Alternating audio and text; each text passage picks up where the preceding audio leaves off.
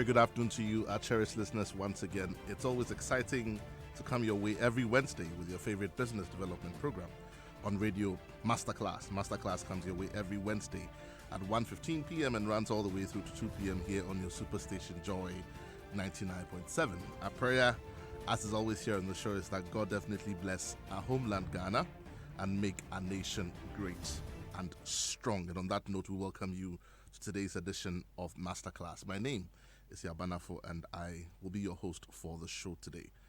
Last week, we spent some time talking about business culture, what it is, what it's not, how it affects an institution. We talked about vision, we talked about strategy, and we spent some time in the studio with Mami Ikuagezi, who is a founding partner for a company called 565. She'll be talking to us about five. Last week, we didn't get the opportunity for her to tell us about 565. Hopefully, she'll be able to do that today. But when we started that conversation, we sort of brought to the fore what the whole discussion on business culture is or was. And we spent a bit of time talking about what people like Brian Walker, who's a partner and managing director of a company called IDEO, thought about what business culture was. And here's what he had to say. He said that culture is like the wind. It's invincible, yet its effect can be seen and it can also be felt. Culture is like the wind, yet its effect can be seen and it can also be felt. We also had a quotation from Monique Winston. Monique is the CEO of a company called Optima Lending Services in the USA. And here's what she also had to say about business culture. It says, if you do not develop your corporate culture, it will develop itself. Corporate culture does not happen by accident. But if and when it does, then you are taking a risk. We went on then to define culture to be the way a group of people live, their collective aspirations, their beliefs, their attitudes, and all of that. So today we continue in our discussion. What are we going to talk about today? Essentially, we're going to try and measure what one's corporate culture is, and we're going to be able to count the cost of either having a good corporate culture or not. So once again, Mami Eko, you're welcome to the studio once again. Thank you. Yeah. I'm going to start with myself. During the week, because we talked about business culture, when I went around in everything that I did, I was looking out for the best exhibition or representation of culture in let's say the frontline staff of whichever company that I dealt with. And so there's this fuel station that I go to once a week, hopefully once a week, on the barest minimum. And I noticed something because I was now looking out for the effect of a good or bad culture. And I noticed two things about them. So one was positive, one was not so positive. And the positive one essentially was this, that they always came up to the car smiling. I'm not sure if it was because they knew who I was or because I was a regular customer, but they always came up to the car smiling. The other thing I noticed was that they never tried to sell anything else to me apart from fuel. But I noticed they had engine oils, they had lubes, they had brake fluids, they had all of that. So again, we could talk from now to tomorrow morning about the culture, but that's my experience about, people's business cultures that I experience. I don't suppose you have any experience to share, do you? Oh, I do. I had a meeting, and I love cafeterias. So I had a meeting yesterday at one of Accra's very good cafeterias, and my sister who was with me hinted that, it's amazing how we keep getting excellent services from the attendants at this cafeteria, and it's irrespective of who is waiting on you. It's just amazing, and it just tells how permeating a good service can be. It doesn't have to rest on individuals. It has to be across the board. So when you have a good culture, any customer can tell without struggle that there's something happening in here. And that's what the target really should be for businesses, isn't it? I mean, at the end of the day, it shouldn't be about having a star performer or having someone who is excellent exceptionally, so that when they're not there, then everyone else, the idea is to be able to get each of your staff to understand exactly what it is you're doing and try and put out their best. So that the customer doesn't necessarily feel the difference when person A or person B offers the service. Yes. Right. We'd like to do a bit of recap from last week, isn't it? Yes. So let's do that recap quickly and then we go straight into today's discussion. Yeah. So yesterday when we, last week, when we spoke about the strategy, vision and culture, we basically ended by saying that cultural capital is the new big thing, okay? And so organizations that are getting the wind of this and are actually investing enough time and resources in it are going to reap the benefits thereof, because they are going to be more profitable, they are going to be more attractive to talent, and they are going to have sustainability. So that's the crust of what we discussed last week. Today we'll be looking at measuring business culture in an Yes. organization. Time check in the studio, 24 minutes past the hour of 1. We are in the studio with Mami Ikua Gezi, founding partner and also consultant for a business called 565. We're talking about business culture. What is the culture of your institution? What is it that you are known for? Oftentimes you find companies having taglines that say, XYZ company, we sell the best bread. XYZ finance company, trust us with your money. Things like, what is it about the tagline? And I'm going to ask you a question later on when we go into the Q&A. But you're listening to us this afternoon, what is your company known for? If it's rice that you sell, if it's fufu you sell, if it's, let's say, you sell electrical cables, whatever it is, what do people know you for? There are businesses that today, people know that at 7 a.m. in the morning, if I go there, I'll get XYZ from them. There are some companies that don't open till 9:30. So if you want something, you don't go there before 9:30. What are you known for? That's a discussion we're having. If you have any thoughts, questions you want to ask, or comments, you can send them to us on 0244 340 437. That's 0244 340 437. Sometime in the program, we will also be opening the phone lines just so that we can get more interactive. But let's go straight to how to measure the culture of a business. Okay. Yes. But before we learn about the how, the question a business leader might be asking is, why should I bother? Why must I measure culture? You measure the investment you make into your business. You measure the returns you get on your IT infrastructure.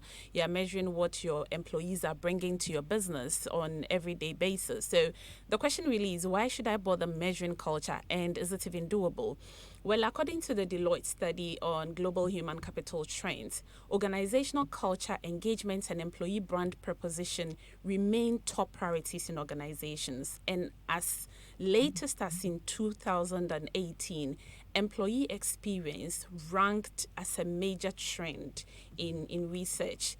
And if you look at the studies that are coming through, more than 50% of the top FTSE, so that's the Financial Times and Stock Exchange top 350 companies, have actually reported that they've been able to rake in about 10% or more profit into their bottom line solely because they actually invested in and paid attention to the organizational culture.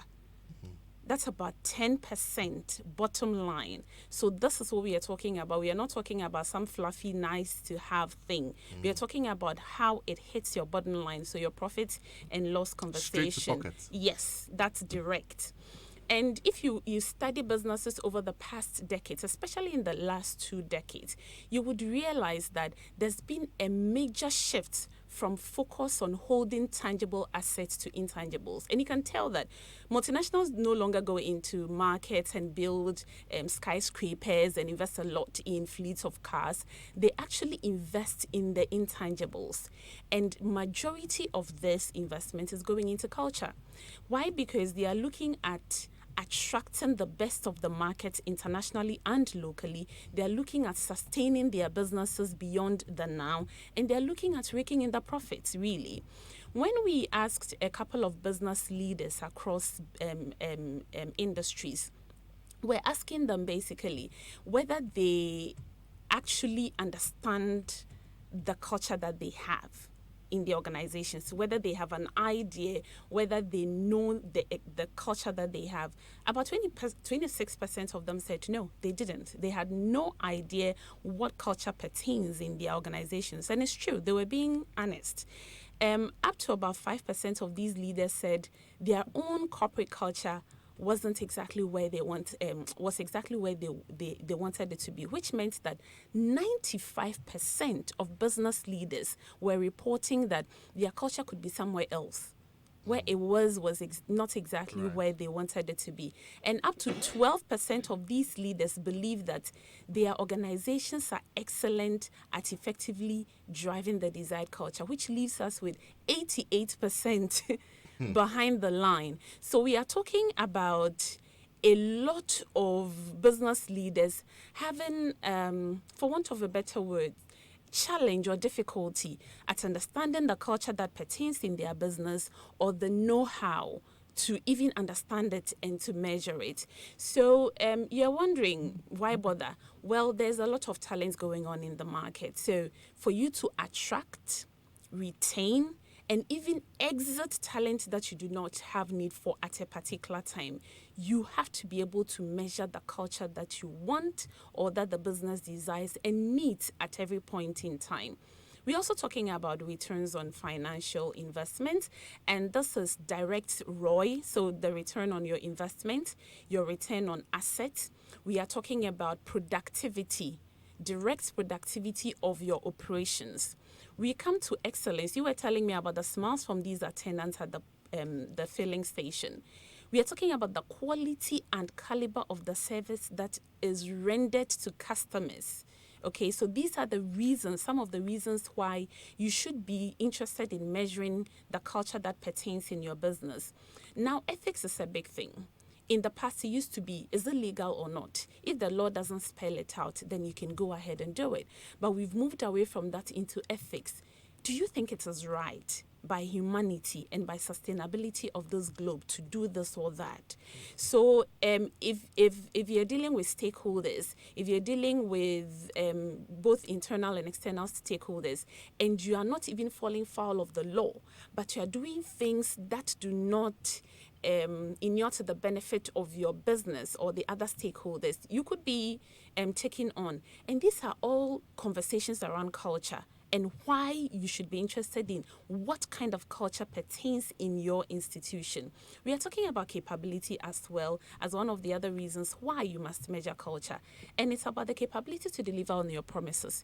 You're talking about company XYZ. We open at 7 a.m. every day, Monday to Saturday, except when it is raining.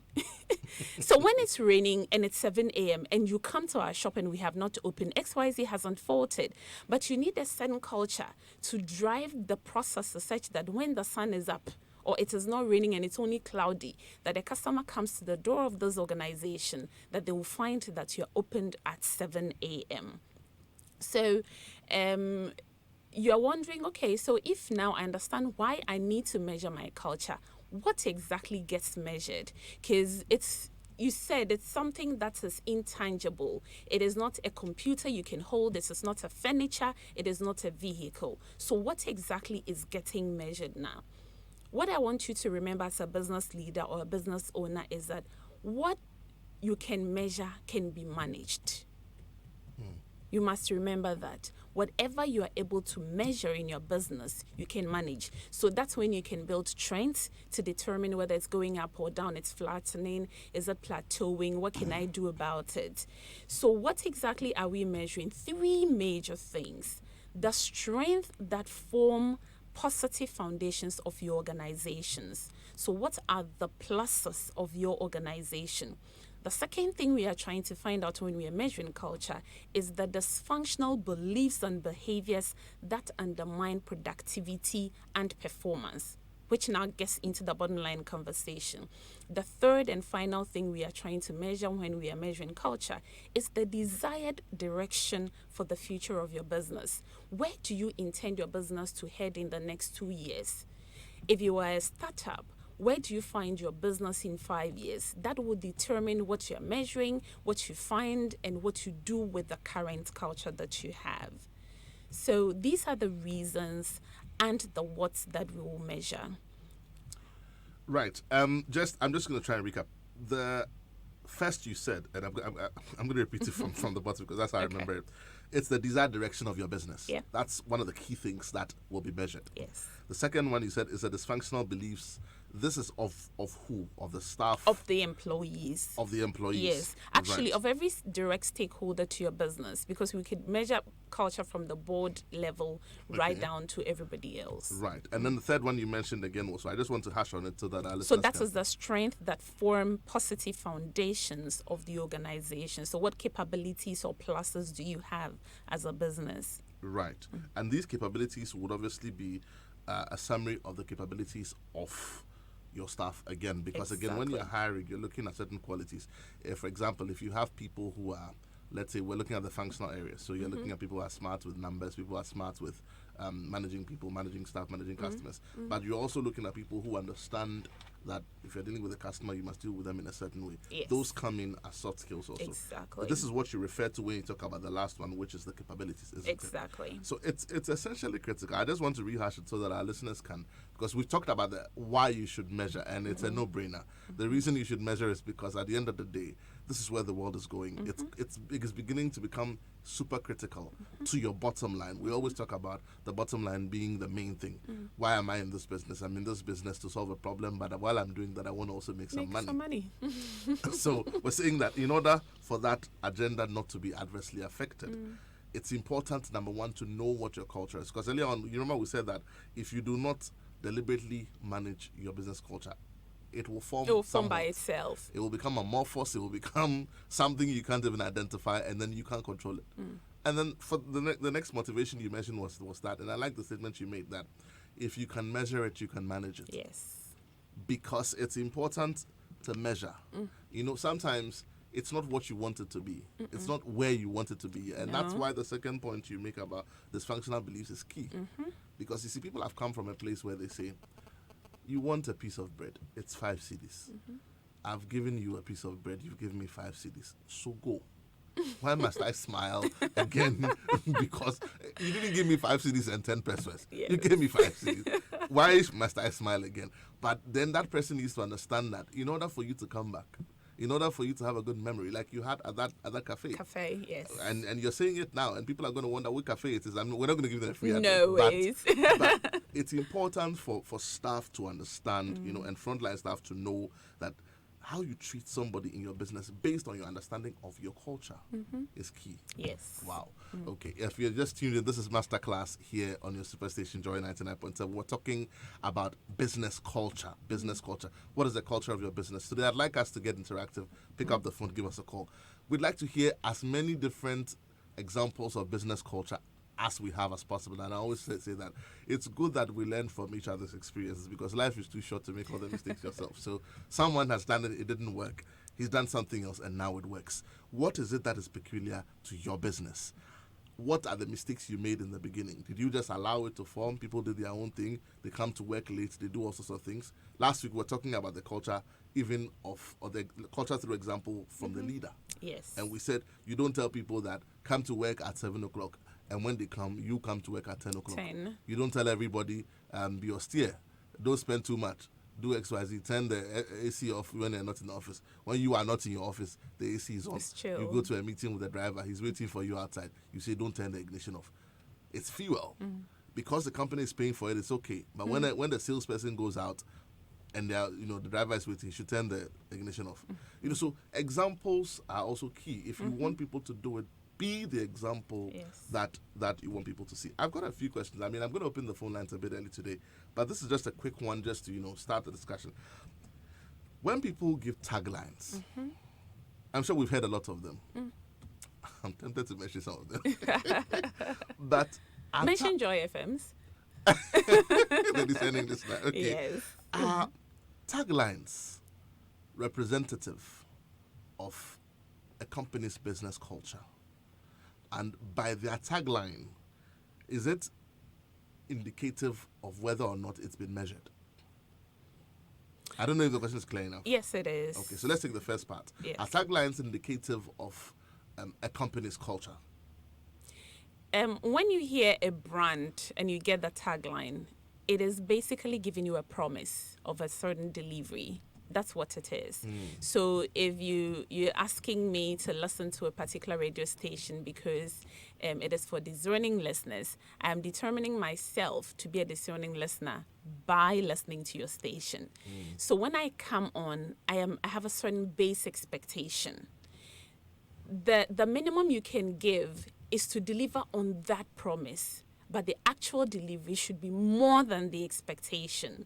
Okay, so you start a business, you have built no culture already, but you have a tagline. So what you're already saying is that everything that is going to flow into this tagline will be to build this particular image, this particular personality for our business. And by that, everything else that feeds into the business must go into delivering that promise as a minimum. Now, when you run the business for a while and you realize the market is changing, or even the team that you're working with, or the various teams that are working in the business are shifting in terms of the personalities, the market is demanding something else, you are getting generational shifts, you're moving from your generation Ys into millennials, all of that, you might want to relook at those promises that you're making. Do they still benefit the business going forward? Is it still relevant to the market? And is it consistent with the needs of your target customers or clients? So those are some of the things that we talk about when we are looking at taglines, when we are looking at a list of values, when we are looking at our mission and vision statement. And sometimes people assume that once we cast a vision statement or a mission statement or a set of values, it has to stay till 100 years. It could, if it is still relevant, but you're also allowed to change it. There's a norm for a lot of businesses, especially on this side of the globe, that when we cast our values, we just let them be. You are wondering how many times, just cast your mind back in the number of employments that you've had. How many times were you taking through the values of this business as a deliberate onboarding activity by the people managers of that business? Probably doing orientation. Yes, but how thorough was it? Was it just a read-through? Was it a document that was handed over to you to go and read by yourself? Or you were taking through what it actually means? So a lot of times we have a list of words as values. The word means something to you as opposed to what it means to me. Yeah. So one of the critical things that we would expect organizations to do is actually define what the values mean and what they do not mean. Let me give you a very simple and very easy to grasp example. You have a value that says humility. So that's a value. You throw it into your list of 5 values. As a business, are you telling your employees that we serve with humility means that even when a client is abusing you, you are just humble? That you are so humble that when you go into the market and there's competition, you just sit back because you're too humble.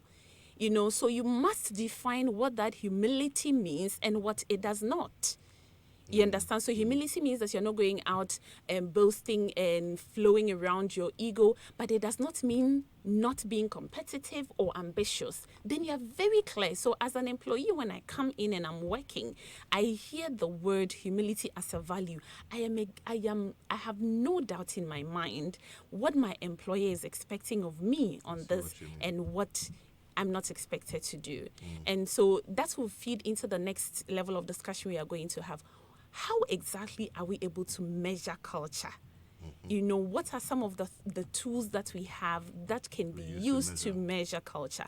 And what can you find? What are some of the reports and what can you use those reports for in your business? Because, we've spoken about the what you're able to measure, the why you should measure it, but the how. I'm sure listeners are very eager to hear how they can or who can help them to do that. Right, we'll be going into the how or who can help you to do that. But just very quickly, let me chip this in. I remember earlier on in the year, we had one of our very early days resource persons here in the studio, Mr. Thompson Chua. And he's always stressed the point that the purpose of a business is what should define you setting it up in the first place. Why are you setting it up? And at some point, he even referred to research that showed that a significant percentage of business owners were in a place where there was a disconnect between the reason why they set up the company and and what the industry is dictating now. Yes. So let's say that they set up the company to do one thing.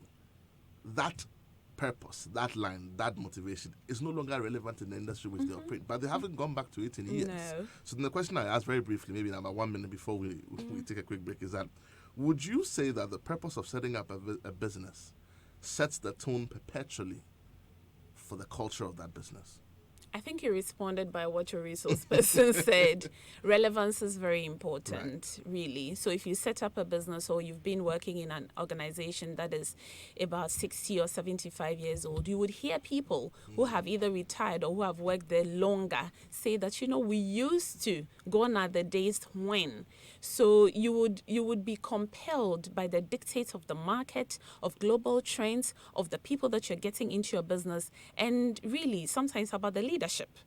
And you may have started off as a one-man business, so you're a sole proprietor, you set up a business, it becomes profitable, you flow out shares, you get a board. I mean, all those momentous moments in the life of that business would dictate differences in the focus. And so you might have to begin to shift yourself as a personality away from the business and let the business run as a personality by itself, on its own, to be able to live or to live.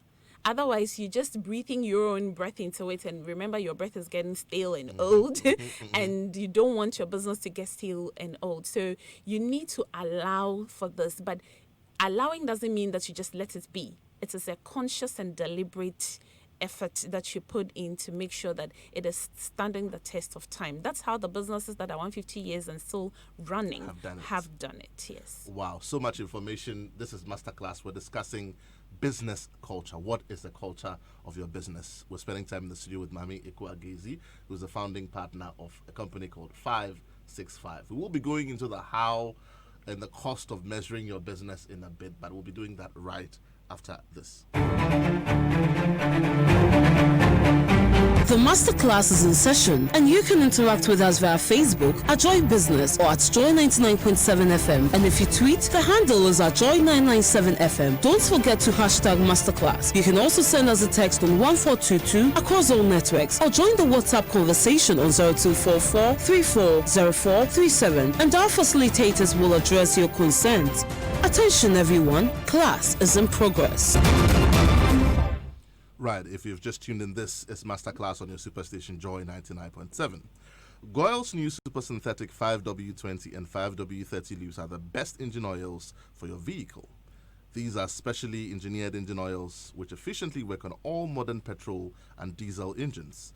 They clean, they protect, they reduce fuel consumption, and they prolong oil change intervals, as well as enhance your engine performance right from when you start up till when you switch off.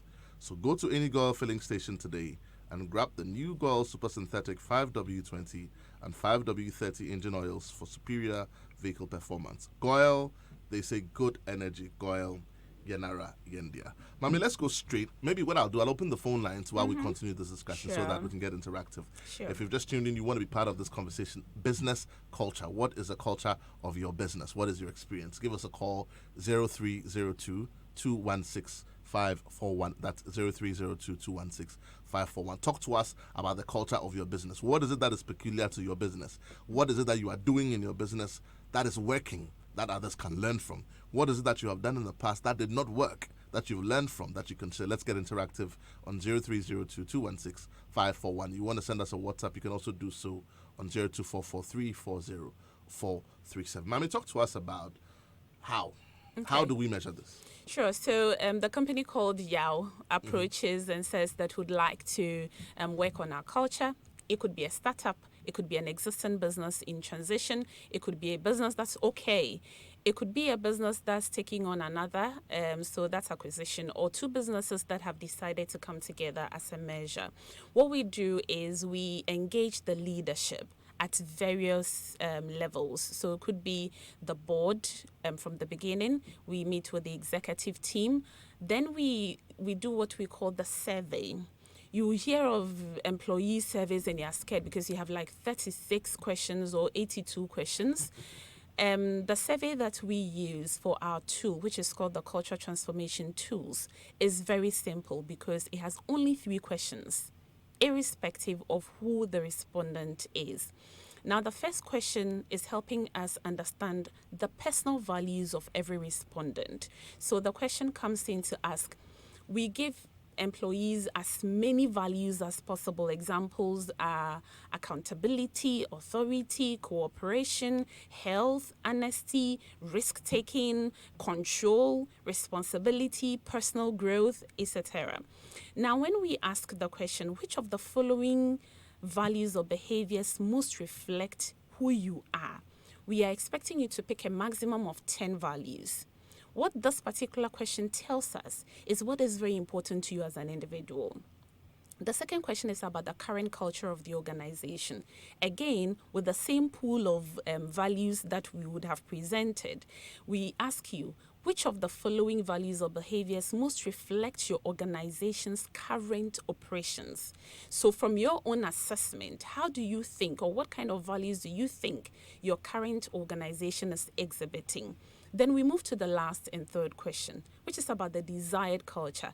This is asking respondents, which of the following values or behaviors most reflect how you would like your organization to operate? Again, you are picking 10. So what he means is that every respondent would have, at the end, given us a maximum of 30 values. We run it through an analytical system, which is very scientific, and it throws up a couple of reports. Now, these reports give us a couple of views. It will tell us, for instance, that at a summary or averagely, your employees value, say, work-life balance. They are looking for more fun. They want financial stability. They're looking for health and safety, or these are the kinds of things that are important to them. Some are family. And just to backtrack a bit, in those values that we put in the survey, what we do is we allow the organization requesting for the measurements to actually also contribute some values. So you may have your existing values and you want to see whether it's even very important to your employees currently. So you could throw that in. So it's not as strict what we've got. Right. Then the second one is actually a picture to you to say that you always thought your company is like this, but your employees are actually telling you that there is restriction, there's hoarding of information, there's backbiting, because all those words will be thrown in. Or that our company is socially responsible, those kinds of things. Decision making takes forever. Forever, thank you. Or that there are fiefdoms that are being formed and people play gallery to leadership instead of to the business. It will tell you exactly how your business is being run. And that is the bigger part of the iceberg below the surface that we spoke about last week.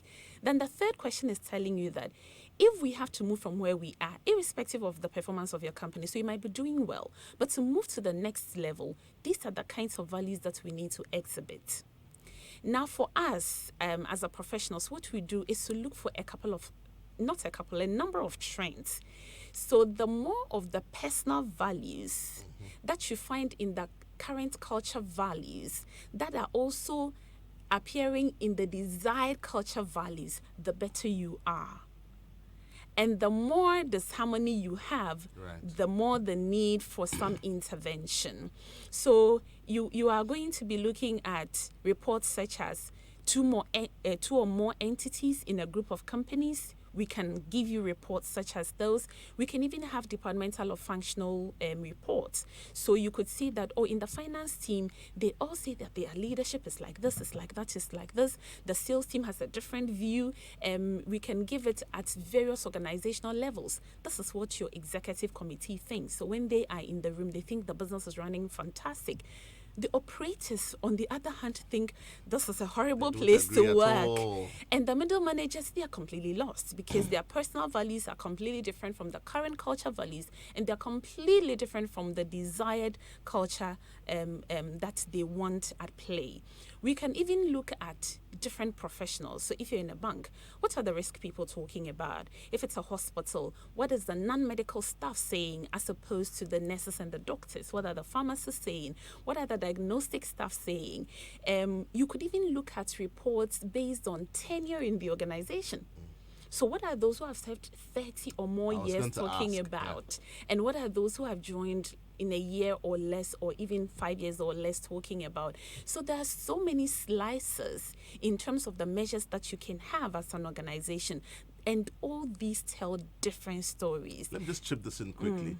Do the demographics of an organization affect significantly the outcome of some of these studies? It shouldn't.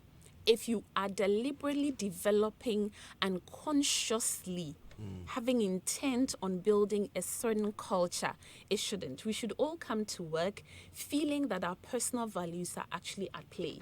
And if people come to work and do not experience their personal values more, there will be disharmony. So either the people are leaving, or they are being with you and they are just completely disengaged. Yes. Wow. Time check in the studio. We've got a few more minutes. Would like to get interactive. Give us a call, 0302 216 541. We're talking about business culture. Business culture. What is the culture of your business or organization? Let me ask this question. Does the quality of service, for example, let's say turnaround time, speak to the culture of the organization? Oh, yes. Pardon me. Yes. You see, when you do the survey, for instance, and it tells you there's information hoarding, communication flow is stifled at a certain level, it would tell. Because if you have, say, the taxman coming or auditors coming into the organization asking for information, they may have a contact department they are working with. Now, those departments send somebody to, say, the HR department to go and get HR reports, and it takes forever to come. It should tell you something is not right.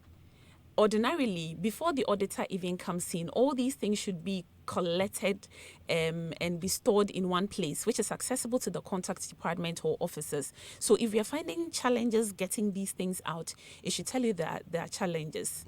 Sometimes people say, oh, this is how work has been here.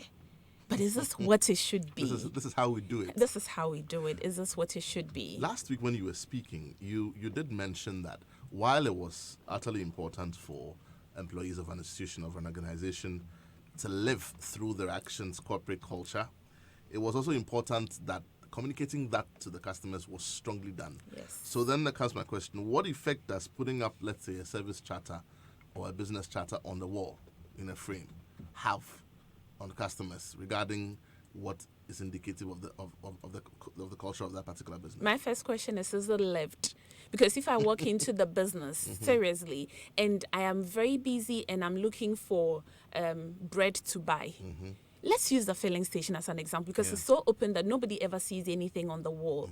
What would tell me that these people are focused on repeat business or recommendation? It's about what I get from the service. It is not so much about the words in frames. So yes, it is good if our customers know this is what they can expect from us. But the most important thing is that our employees are actually providing that to the customers without so much as speaking about it. Wow. I do have a caller on the line. Let's take that call quickly. Good afternoon. You're welcome to Masterclass. Good afternoon. Yes. Talk to me. We're talking about business culture. Do you own a business or do you work for a business? Actually, I don't own a business. Okay. I'm looking forward to owning one. Very soon you will. Yes. So talk to me about business culture. Yes, actually, I wanted to complain about an organization. I don't want to mention their name. Please don't mention their name. Yes, it's a bank. Anytime I go to that particular bank, I don't like the service because the sellers will be doing something else and they want us, the customers, to sit down and wait for them to finish. And I've always wanted to send a message, which I couldn't. But I think that if you can educate them, like you are saying, that the culture, because that is what I seem to see anytime I go there. Right. Thank you so much for calling the show. Well, this is a dissatisfied customer. Yes. Clearly. Any comments very quickly? Yeah. So you would see that if we did a measurement for this particular bank, we would come up with what we call the cultural entropy, which is basically the measure of the amount of energy that is consumed in an organization doing unnecessary or unproductive work. So what it means is that work that does not add value is what takes up the time of the workers. Right. Yeah. Talk to me about 565. I've got just a few more minutes. If people want help with measuring the culture of their business, they can come to you, yes? Yes, they surely Where do can. they find you online? So we are on LinkedIn, we're on Facebook. Just look for us, 565 together in letters. Okay. And on Facebook and Instagram, 565 in numbers. So Okay. you can look for us, or you can call Joy FM and get my contact. Okay. Or call Nana Yao. They don't have my number. Okay. Okay. So very quickly, next week we're closing this discussion. Sure. And we're going to be talking about how to develop organizational culture for startups. Yes. For transitions, for mergers. Yes. And for acquisitions also. Yes. So essentially, from last week's discussion into today, in 10 seconds, what's Yes. the takeout? The takeout is that culture is a critical business contributor to your bottom line. You need to pay attention to it. You need to have intent and focus and invest in building the culture that you desire for your business. Don't allow it to form by itself. Don't allow it to form by itself, and by all means, it's through example, and example. Thank you so much for listening today. This has been Masterclass here on your Superstation. We come your way again same time next week. My name is Yabana. Up next is the news at 2. Thank you for listening, and see you same time next week.